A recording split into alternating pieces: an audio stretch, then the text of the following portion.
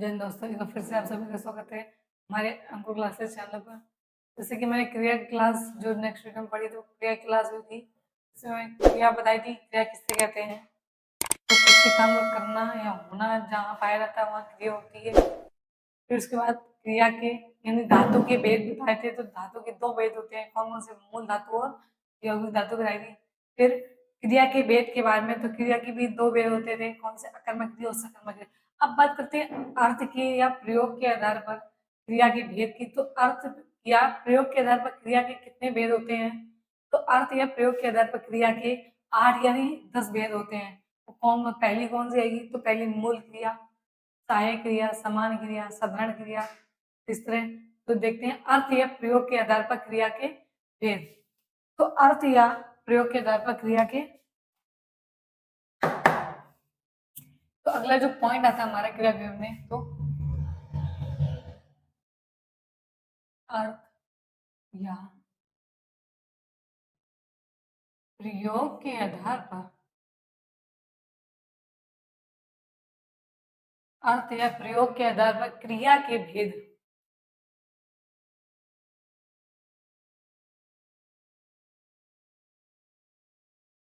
अर्थ या प्रयोग के क्रिया के कितने भेद होते हैं? 8 या 10। 8 या 10 होते हैं। वो कौन कौन से होते हैं ये भी देख लेते हैं कि कौन कौन से होते हैं। तो पहले जो आती है वो आती है मूल क्रिया।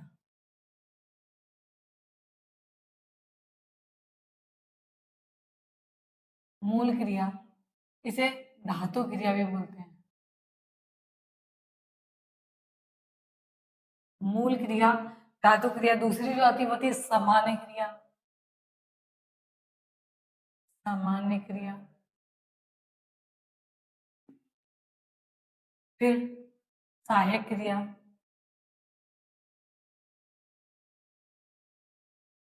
सामान्य क्रिया, सहायक क्रिया। चौथी आती है साधारण क्रिया। साधारण क्रिया, तो मूल क्रिया है, इसे धातु क्रिया भी बोलते हैं। समान क्रिया, सहायक क्रिया, साधारण क्रिया। फिर आती है संयुक्त क्रिया। पांचवी जो आती है वो कौन सी आती है? वो आती है संयुक्त क्रिया। इसके बाद आती है पूर्वकालिक क्रिया।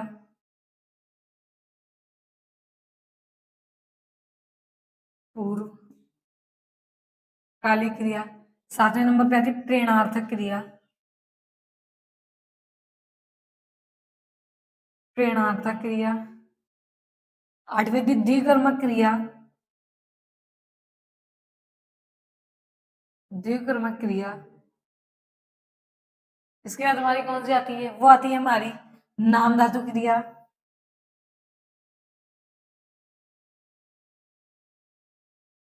नाम धातु क्रिया। और लास्ट में जो आती है वो होती है क्रियार्थक संज्ञा। क्या जो क्रियार्थक संज्ञा, क्रियार्थक संज्ञा। तो अर्थ या प्रयोग के आधार पर क्रिया के भेद कितने? 8 या फिर 10। पहली कौन सी? मूल क्रिया, इसे धातु क्रिया भी कहा जाता है। फिर आती है समान क्रिया, सहायक क्रिया, साधारण क्रिया, संयुक्त क्रिया, पूर्वकालिक क्रिया, प्रेरणार्थक क्रिया, द्विकर्मक, नाम धातु और क्रियार्थक संज्ञा। तो बात करते हैं मूल क्रिया यानी धातु क्रिया की। इतना नोट डाउन कर लीजिए, फिर एक एक को डिटेल में बताएं।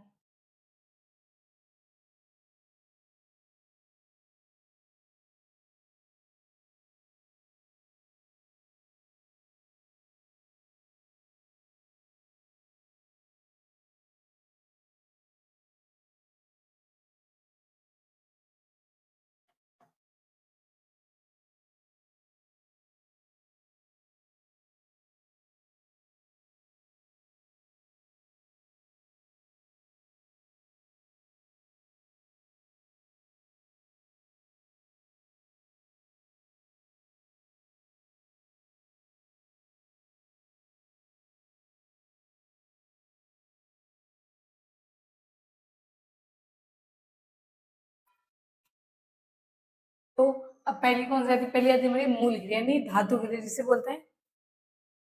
तो पहली आती है हमारी मूल क्रिया। तो मूल क्रिया किसे कहते हैं? पहला पॉइंट जो आएगा वो हमारा आएगा मूल क्रिया किसे कहते हैं। तो क्रिया का सबसे छोटा रूप क्या होता है, मूल क्रिया। तो डिफरेंस क्रिया का सबसे छोटा रूप, क्रिया का सबसे छोटा रूप, क्रिया का सबसे छोटा रूप होता है। तो मूल क्रिया किसे कहते हैं, क्रिया का सबसे छोटा रूप क्या होता है, मूल क्रिया। जैसे एग्जाम्पल में अगर बात करें तो उदाहरण की, तो कैसे, जैसे पढ़, लिख, खेल, पी आदि। तो ये क्या होगी मेरी मूल क्रिया, क्रिया का सबसे छोटा रूप। तो पढ़, लिख, खेल, पी आदि। इसका बात करते जो अगली आती है वो हमारी आती है सामान्य क्रिया। क्या आती है, सामान्य क्रिया। अच्छा, सब बात करते हैं सामान्य क्रिया। तो सामान्य क्रिया किसे कहते हैं, मूल क्रिया तो हो गई कि क्रिया का सबसे छोटा रूप क्या कहलाता है, मूल क्रिया, यानी धातु क्रिया। बात करते हैं समान क्रिया की। समान क्रिया क्या होगा, मूल क्रिया में ना जोड़कर समान क्रिया बनाई जाती है। तो क्या आएगा, मूल क्रिया में, मूल क्रिया में ना लगाकर, मूल क्रिया में ना लगाकर समान क्रिया बनाई जाती है। सामान्य क्रिया बनाई जाती है, समान क्रिया बनाई जाती है। तो मूल क्रिया में ना जोड़ देंगे तो जैसे पढ़ हो गया हमारा, अगर इसी के एग्जांपल देखें तो जैसे पढ़ है तो क्या जोड़ेंगे, बोला है, ना जोड़ देंगे तो पढ़ना, लिखना, खाना, खेलना और पीना आदि। तो कितनी जी सामान क्रिया, मूल क्रिया में ना लगाकर समान क्रिया माने आती है, और क्रिया का सबसे छोटा रूप मूल क्रिया कहलाता है। अब बात करते इसी आती है साधारण क्रिया। तीसरे नंबर पे हमारी आती है क्या, साधारण क्रिया। साधारण क्रिया, तो साधारण क्रिया किसे कहते हैं, तो मूल क्रिया में ही कर जोड़कर साधारण क्रिया बनाई जाती है। क्या आएगा, मूल क्रिया में, मूल क्रिया में कर जोड़कर, कर लगाकर, इसे जोड़कर, कर लगाकर साधारण क्रिया बनाई जाती है। साधारण क्रिया बनाई जाती है,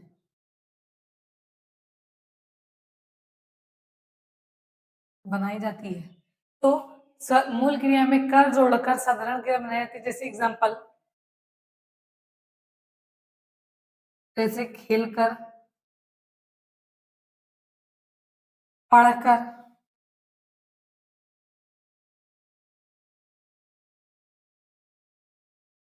लिखकर, फिर देखकर,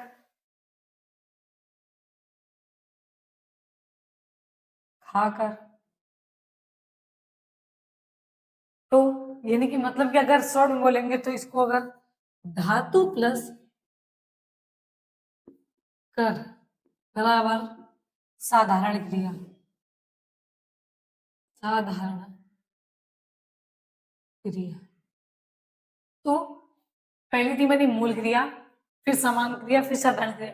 एक ही में क्रिया का सबसे छोटा रूप मूल क्रिया होती है, जैसे पढ़, लिख, खा, पी आदि। अगर मूल क्रिया में न शब्द जोड़ देंगे तो कौन सी बन जाएगी, तो हमारी समान क्रिया बन जाएगी, जैसे पढ़ना, लिखना, खाना। ना फिर आता है मूल क्रिया में अगर कर जोड़ेंगे तो कौन सी बन जाएगी, तो हमारी साधारण क्रिया बन जाएगी, जैसे खा कर, पी कर, लिख कर। तो एक ही में कि मूल क्रिया में ना जोड़ने से समान क्रिया बनती है और कर जोड़ने से साधारण क्रिया बनती है। इतना नोट डाउन कर लीजिए, फिर बताएं सहायक क्रिया।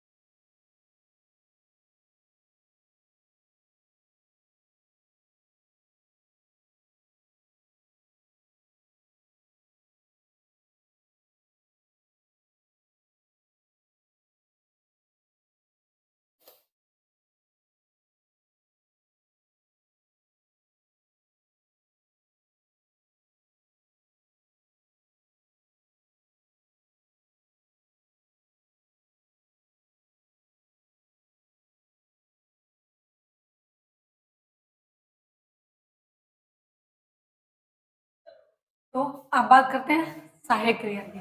अगली जो हमारी आती है वो आती है सहायक क्रिया।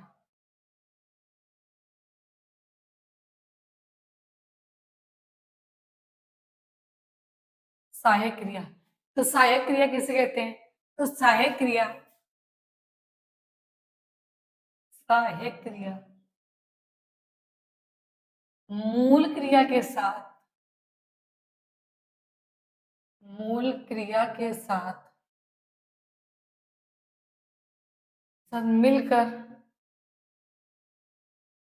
अर्थ को स्पष्ट एवं, अर्थ को स्पष्ट होकर एवं यानी सहायक क्रिया मूल क्रिया के साथ मिलकर या फिर प्रयुक्त होकर अर्थ को स्पष्ट एवं पूर्ण करने में, अर्थ को स्पष्ट एवं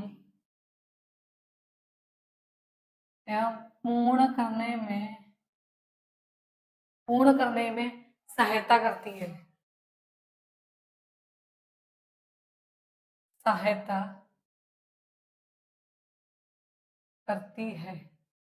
तो सहायक क्रिया किसे कहते हैं? तो सहायक क्रिया मूल क्रिया के साथ मिलकर अर्थ को स्पष्ट एवं पूर्ण करने में सहायता करती है, तो उसे क्या कहते हैं? सहायक क्रिया कहते हैं। जैसे इसमें क्या होगा, जैसे अगर देखें तो पहले से था, ही, हे, फिर आगे में रहा है, रही है, रहे हैं, ये फिर हाँ, हूँ, हो, ये हो गया। तो सहायक क्रिया मूल क्रिया के साथ मिलकर अर्थ को स्पष्ट एवं पूर्ण करने में सहायता प्रदान करती है। जैसे एग्जाम्पल में अगर देखेंगे तो, अगर एग्जाम्पल देखें तो पहला आता है मैं स्कूल जाता हूँ, क्या है? मैं स्कूल जाता हूँ, क्या बनता पहला हमारा? मैं स्कूल जाता हूँ। तो यहाँ जो जाना है ये क्या होगा? जाना हमारी क्रिया हो गई, तो हूँ तो सहायक क्रिया, हूँ क्या हो गया हमारी? सहायक क्रिया। इसी दूसरा एग्जाम्पल देख लेते हैं। दूसरा एग्जाम्पल मेरा क्या कहता है कि वह रो रहा था, वह रो रहा था, तो रोना हमारी क्रिया हो गई और रहा था सहायक क्रिया, सहायक क्रिया। तो जो सहायक क्रिया को मूल क्रिया के साथ जुड़कर एवं प्रयुक्त होकर स्पष्ट अर्थ एवं पूर्ण अर्थ दे उसे सहायक क्रिया, सहायक क्रिया कहते हैं। था, थी, थे, रहा, रही, रहे या फिर हाँ, हूँ, है। तो मैं स्कूल जाता हूँ, जाना हमारी क्रिया हो गई और सहायक क्रिया गई हूँ। इसी तरह रोना क्रिया और रहा था, रही थी, तो सहायक क्रिया। अब बात करते हैं अगली जो आती है वो हमारी आती है साधारण, सॉरी संयुक्त क्रिया। क्या आती है? संयुक्त क्रिया। तो संयुक्त क्रिया किसे कहते हैं? तो संयुक्त क्रिया, संयुक्त क्रिया वह क्रिया है, वह क्रिया जो दो या दो से अधिक, जो दो या दो से अधिक, जो दो या दो से अधिक धातुओं से, धातुओं के मेल से बनी हो, धातुओं के मेल से बनी हो, उसे क्या कहते हैं? उसे कहते हैं संयुक्त क्रिया। तो जो दो या दो से अधिक धातुओं के मेल से बनी उसे क्या कहते हैं? संयुक्त क्रिया। जैसे इसका एक पॉइंट और आता है, क्या आता है? जहां सनातन सत्य हो, जहां सनातन सत्य हो, जहां सनातन सत्य हो, या फिर दूसरा आता है जहां व्यवस्था हो, जहां व्यवस्था हो। अगला आता है जहां कार्य का क्या आएगा? जहाँ कार्य का आरंभ होना पाया जाए, आरंभ होना पाया जाए, वहां क्या होती है? तो वहां हमारी संयुक्त क्रिया होती है। तो सहायक क्रिया क्या थी? पहली थी मूल क्रिया। तो क्रिया का सबसे छोटा रूप क्या होता है? हमारा मूल क्रिया होती है। तो क्रिया का सबसे छोटा रूप मूल क्रिया होती है। जैसे एग्जाम्पल में था पढ़ लिखा, मतलब कि सबसे छोटा रूप। पढ़ना तो हमारी फिर क्या होगी? समान क्रिया। तो बात करें समान क्रिया, एक बार समान क्रिया किसे कहते हैं? तो मूल क्रिया में ना शब्द जोड़कर समान क्रिया बनाई जाती है। जैसे पढ़ना लिखना, पढ़ क्या था? हमारा मूल क्रिया थी, ना हमारा क्या हो गया? समान क्रिया ऐड कर दिया तो पढ़ना लिखना। इसी से मूल क्रिया में कर जोड़कर सहायक क्रिया, सॉरी, मूल क्रिया में कर जोड़कर साधारण क्रिया बनाई जाती है। और फिर जहाँ सहायक क्रिया में क्या होगा? था थी थे जुड़ जाएंगे, तो वहां हमारी सहायक क्रिया हो जाएगी। संयुक्त क्रिया में दो या दो से अधिक धातुओं के मेल से बने शब्द हमारे क्या कहलाते हैं? संयुक्त क्रिया कहलाते हैं। जहाँ सनातन सत्य हो या फिर जहाँ व्यवस्था पाई जाए, जहाँ कार्य का होना पाया जाए। इतना नोट डाउन कर लीजिए, फिर एग्जाम्पल बताएं।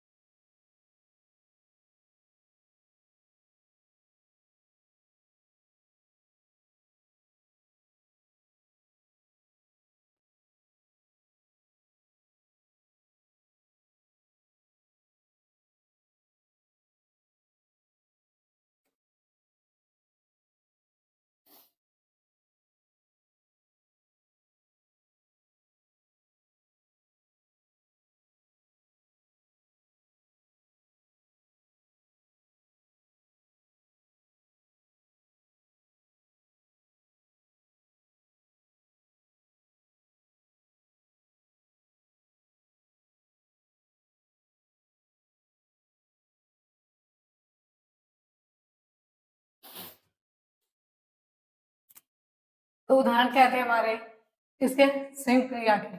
तो पहला एग्जाम्पल क्या था हमारा? कि राम विद्यालय पहुंच गए। राम विद्यालय पहुंच गया। राम विद्यालय पहुंच गया है। दूसरा एग्जाम्पल क्या बनता है? कि सूर्य पूरब से निकलता है। सूर्य पूरब से निकलता है। सूर्य पूरब से निकलता है। फिर अगला एग्जाम्पल आता है, वह उसे अचानक मार बैठा। मार बैठा। तो वह उसे अचानक मार बैठा। और अगला एग्जाम्पल जो आता है वो आता है, मोहन दौड़ते दौड़ते, मोहन दौड़ते दौड़ते थक गया। मोहन दौड़ते दौड़ते थक गया। तो ये होगी मैंने सेम क्रिया। अब बात करूं पूर्वकालिक क्रिया की, जो अगली आती है हमारी आती होती पूर्वकालिक क्रिया। पूर्वकालिक क्रिया। तो पूर्वकालिक क्रिया किसे कहते हैं? तो देखते हैं, जिस क्रिया का जिस क्रिया का जिस क्रिया का सिद्ध होना सिद्ध होना किसी दूसरी क्रिया से पहले, किसी दूसरी क्रिया के सिद्ध होने से पहले, सिद्ध, किसी दूसरी क्रिया के सिद्ध, तो जिस क्रिया का सिद्ध होना किसी दूसरी क्रिया के सिद्ध होने से के पहले पाया जाए, के पहले पाया जाए, और लिंग वचन पुरुष, और लिंग वचन, और लिंग वचन पुरुष से, पुरुष से प्रयुक्त ना हो, उसे पूर्वकालिक क्रिया कहते हैं। उसे पूर्वकालिक क्रिया कहते हैं। उसे पूर्वकालिक क्रिया कहते हैं। या फिर अगर दूसरी डिफिनेशन बनती है तो क्या बनती है देखते हैं। जिस क्रिया से, या फिर जिस वाक्य में दो क्रिया, इस वाक्य में दो क्रिया में से दो क्रिया में से, जिस वाक्य में दो क्रिया में से किसी एक क्रिया के बाद, किसी एक क्रिया के बाद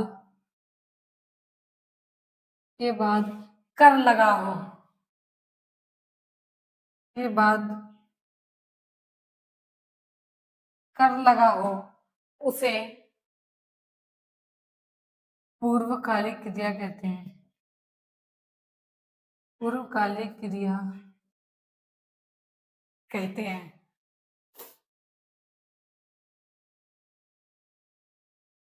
तो क्या, जिस वाक्य में दो क्रिया में से किसी एक क्रिया के बाद कर लगाओ उसे क्या कहते हैं, पूर्वकालिक क्रिया कहते हैं। जैसे एग्जांपल देख लेते हैं, तो जैसे एग्जांपल हमारा आता है उदाहरण कि सुकन्या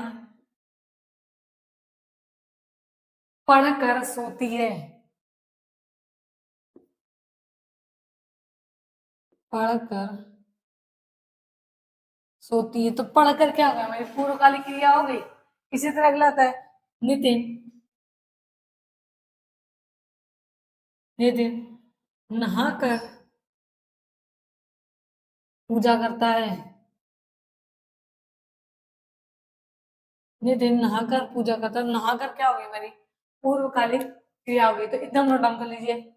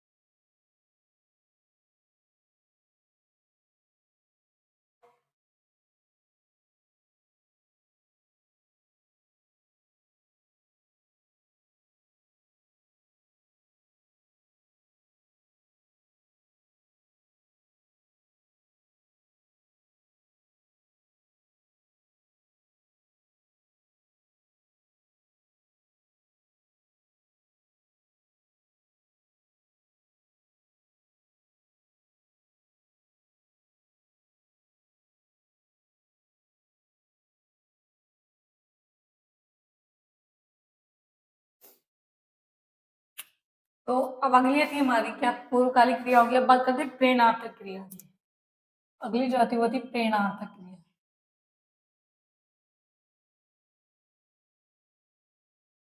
प्रेरणार्थक क्रिया, तो प्रेरणार्थक क्रिया किसे कहते हैं। तो प्रेरणार्थक क्रिया में दो होते हैं, एक होता है प्रेरक करता है, एक होता है प्रेरित करता है। मतलब कि कर्ता स्वयं कार्य ना करके किसी दूसरी क्रिया को कार्य करने के लिए कहे तो वह प्रेरक, मतलब कि उसे प्रेरणार्थक क्रिया कहते हैं। जैसे कि नीलम ने मोहन से पत्र लिखवाया। नीलम ने मोहन से पत्र लिखवाया स्वयं ना करके किसी दूसरे से कह रहा है ना, तो कर्ता स्वयं ना कर कार्य करके दूसरे से बोले उसे क्या कहते हैं, प्रेरणार्थक क्रिया कहते हैं। तो डिफिनेशन देखते क्या थी, जिस क्रिया में जिस क्रिया में जिस क्रिया में कर्ता स्वयं कार्य न करके जिस क्रिया में कर्ता स्वयं कार्य न करके कार्य न करके तो जिस क्रिया में कर्ता स्वयं कार्य न करके दू, दूसरे को दूसरे को कार्य करने के लिए प्रेरित करे कार्य करने के लिए प्रेरित करे उसे प्रेरणार्थक क्रिया कहते हैं। उसे प्रेरणार्थक क्रिया कहते हैं। क्रिया फिर धातु क्रिया भी कहते हैं। भी कहते हैं। तो जिस क्रिया में कर्ता स्वयं कार्य ना करके किसी दूसरे क्रिया को कार्य करने के लिए प्रेरित करता है तो उसे क्या कहते हैं, उसे प्रेरणार्थक क्रिया कहते हैं। जैसे अगला पॉइंट देख लेते हैं और आता हमारा, जो करता दूसरे को प्रेरित करता है, जो करता दूसरे को प्रेरित करता है प्रेरित करता है उसे उसे प्रेरक करता उसे प्रेरक करता। तो जो करता दूसरे को प्रेरित करता उसे प्रेरक करता है, तथा जिसे प्रेरित करता है तथा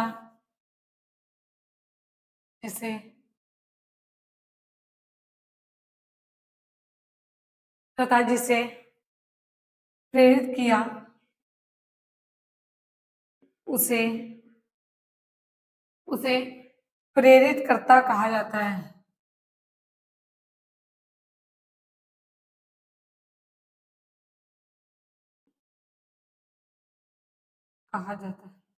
मतलब कि ये जो करता दूसरे प्रेरित करता,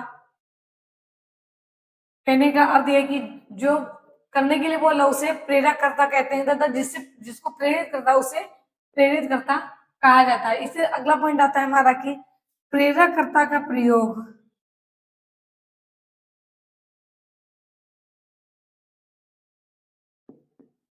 प्रेरक कर्ता का प्रयोग कर्ता कारक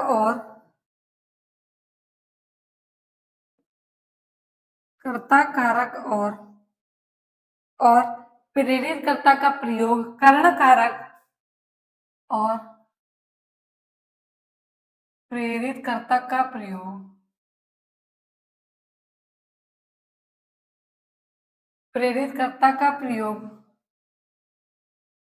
करण कारक। तो प्रेरक कर्ता का प्रयोग कहाँ होता है, तो प्रेरक कर्ता का प्रयोग कर्ता कारक और प्रेरित कर्ता का प्रयोग करण कारक। प्रेरित कर्ता का प्रयोग किसमें, करण कारक में होता है। तो प्रेरक कर्ता का प्रयोग कर्ता कारक और प्रेरित का करण कारक में होता है। यही से समझ जाएंगे कौन सी क्रिया है। जैसे कर्ता जब जो प्रेरक करता है उसके साथ ने लगा होगा और जिसको प्रेरित करता है उसके साथ से लगा होगा। तो जैसे एग्जांपल में देखते हैं, एग्जांपल हमारा क्या आता है कि वह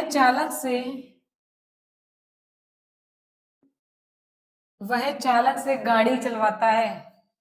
वह चालक से गाड़ी चलवाता है। अगला आ गया हमारा, शिक्षक विद्यार्थी से पुस्तक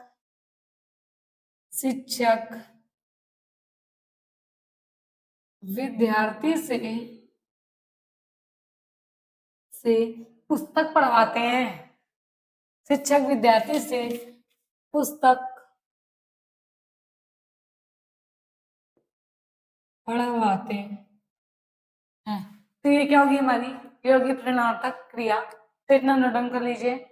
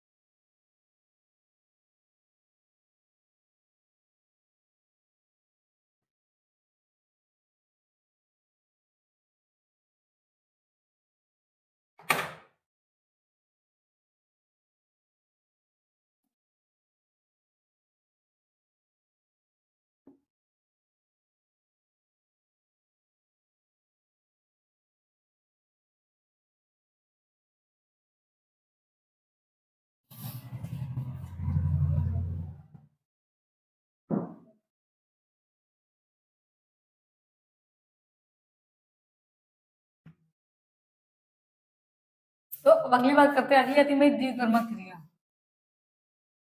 अगली आती है हमारी द्विकर्मक क्रिया। द्विकर्मक क्रिया, तो द्विकर्मक क्रिया किसे कहते हैं? तो जिस सकर्मक क्रिया, जिस सकर्मक क्रिया का अर्थ, जिस सकर्मक क्रिया का अर्थ स्पष्ट करने के लिए, स्पष्ट करने के लिए, तो जिस सकर्मक क्रिया का अर्थ स्पष्ट करने के लिए वाक्य में दो कर्ता प्रयुक्त होते हैं, वहां हमारी क्या थी? द्विकर्मक क्रिया थी।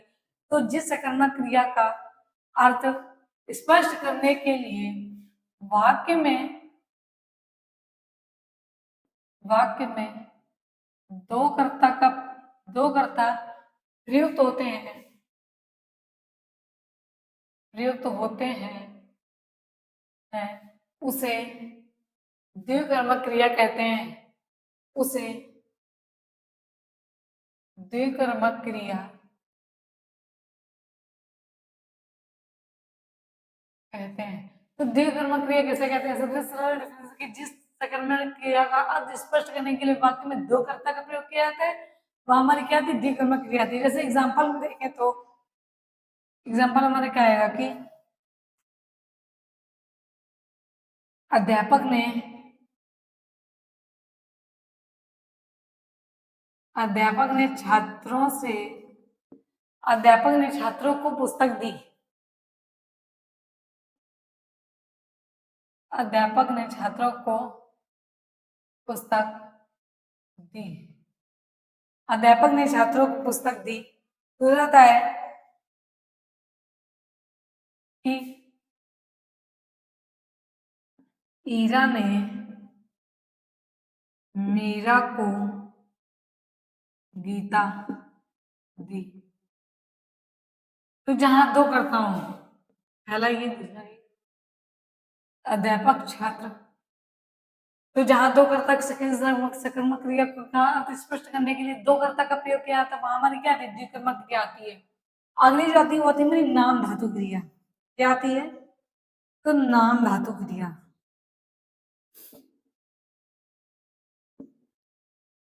तो नाम धातु क्रिया कैसे बनती है? तो संज्ञा अथवा विशेषण,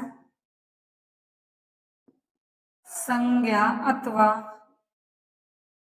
विशेषण के साथ, विशेषण के साथ क्रिया करने से, साथ क्रिया जुड़ने से, जुड़ने से नाम धातु क्रिया बनती है। जुड़ने से नाम धातु क्रिया बनती है। तो संज्ञा तो विशेषण के साथ क्रिया जुड़ने से क्या बनती है? नाम धातु क्रिया बनती है। जैसे देख लेते हैं कुछ, जैसे संज्ञा प्लस क्रिया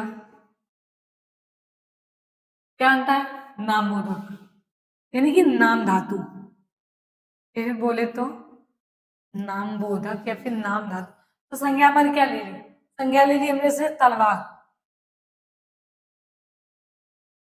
और क्रिया क्या क्या ले ली? चलाना। तो उस नाम बोधक क्रिया, नाम बोधक क्रिया क्या है? तलवार चलाना, तलवार चलाना। अगले से लाठी, संज्ञा क्या होगी हमारी? लाठी, प्लस मारना हमारी होगी क्रिया। तो नाम धातु क्रिया क्या बनेगी? लाठी मारना, लाठी मारना। इसी तरह बात करते हैं विशेषण की। विशेषण के साथ कैसे बनती है? विशेषण तो पहला विशेषण हमने क्या लिया? दुखी,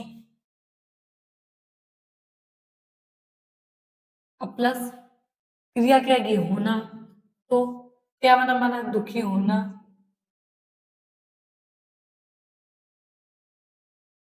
अगला देखते हैं, पीला क्या है हमारा? विशेषण है। पढ़ना हमारी क्या होगी? क्रिया। तो क्या होगा? पीला पढ़ना। पीला पढ़ना हो गया क्या? तो नाम मतलब, तो द्विकर्मक क्रिया जिस सकर्मक क्रिया का अर्थ स्पष्ट करने के लिए वाक्य में दो कर्ता का प्रयोग किया जाता है, वहां क्या आती है? द्विकर्मक क्रिया आती है। तो नाम धातु संज्ञा अथवा विशेषण के साथ क्रिया ढूंढने से क्या बनती है? नाम धातु क्रिया। संज्ञा के जैसे तलवार चलवाना, तो नाम धातु क्रिया में तलवार चलाना। लाठी मारना, तो लाठी मारना। विशेषण से तो दुखी प्लस होना। दुखी हमारे क्या है? विशेषण। होना हमारी क्रिया होगी। तो क्या बना? दुखी होना नाम धातु क्रिया बन गई। इसी तरह पीला पढ़ना, पीला पढ़ना क्या होगी? नाम धातु क्रिया। इतना नोट डाउन कर लीजिए, फिर बताएं क्रियार्थक संज्ञा के बारे में।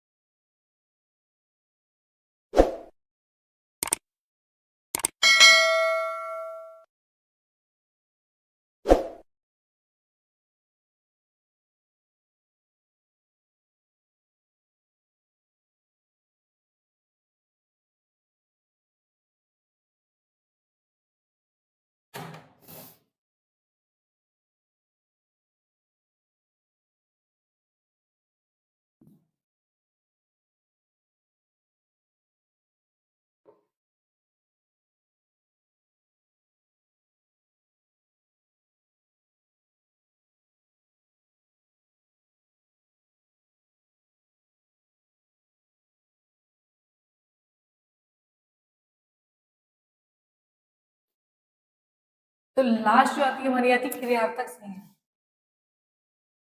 क्या आती है? क्रियार्थक संज्ञा। तो क्रियार्थक संज्ञा कैसे कहते हैं? कोई क्रिया अपने साधारण रूप में क्रिया नहीं होती है। तो क्या पहला पॉइंट क्या है? कोई क्रिया अपने साधारण रूप में, साधारण रूप में क्रिया नहीं होती है, क्रिया नहीं होती है, क्रिया नहीं होती। अगला पॉइंट क्या आता है हमारा? विधि और काल के साथ, विधि और काल, विधि विधि और काल के रूप को छोड़कर, के रूप को छोड़कर, तो विधि और काल के रूप को छोड़कर उसका प्रयोग प्राय, उसका प्रयोग प्राय, उसका प्रयोग प्राय संज्ञा के समान,